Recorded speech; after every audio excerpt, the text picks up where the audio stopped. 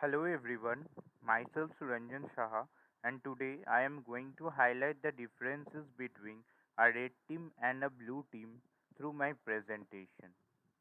These are the table of contents for the presentation. Firstly, we will be starting with the introduction, which will include the definition of a red team and a blue team.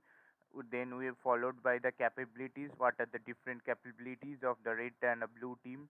Then followed by the measures they have undertaken, and finally conclusion. Coming on to the introduction, what is a red team? Red team is a team of independent ethical hackers, either single or a group of hackers, generally outside the organization.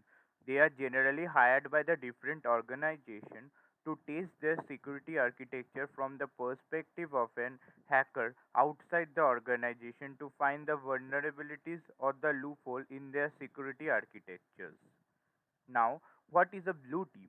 A blue team is a team of security professionals within the organization, and their work is to maintain the security architecture of the organization. They work according to the organization's security strategy, and they keep a track of the real time logs that is coming within the system of the organization so as to prevent from any cyber attack. Now moving on to the capabilities. The capabilities of a red team. The red team members are independent ethical hackers, and they are mainly capable of knowing the IT systems and protocols. They have an experience in the software development. They have a good knowledge of the different attack frameworks, especially the MITRE framework. They have knowledge on the black box testing on Windows and Linux, Mac OS, and networking protocols, and they also had knowledge on the various programming languages such as C, C Sharp, C++, etc. Now, the capabilities of a blue team.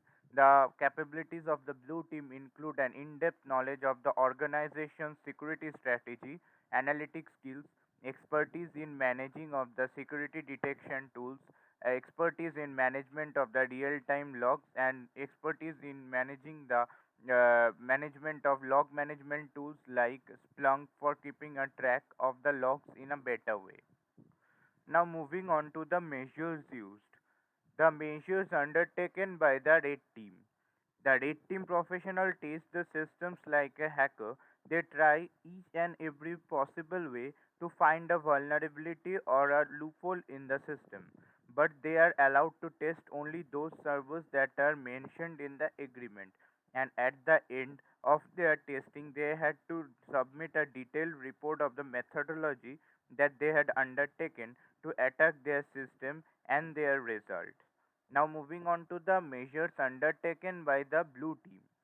The blue team professional tries to defend the security architecture of an organization. Their main work is to analyze the logs and keep a track of them.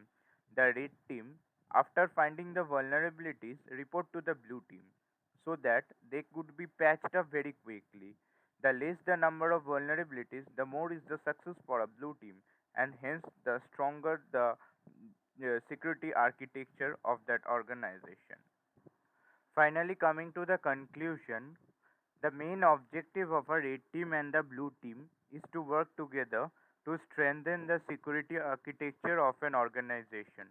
The red team assists by finding the vulnerabilities or the loopholes in the system, and the blue team assists the organization by patching up those vulnerabilities so that no one could exploit them later, and to keep a track of the real time logs so as to protect the organization from any cyber attack.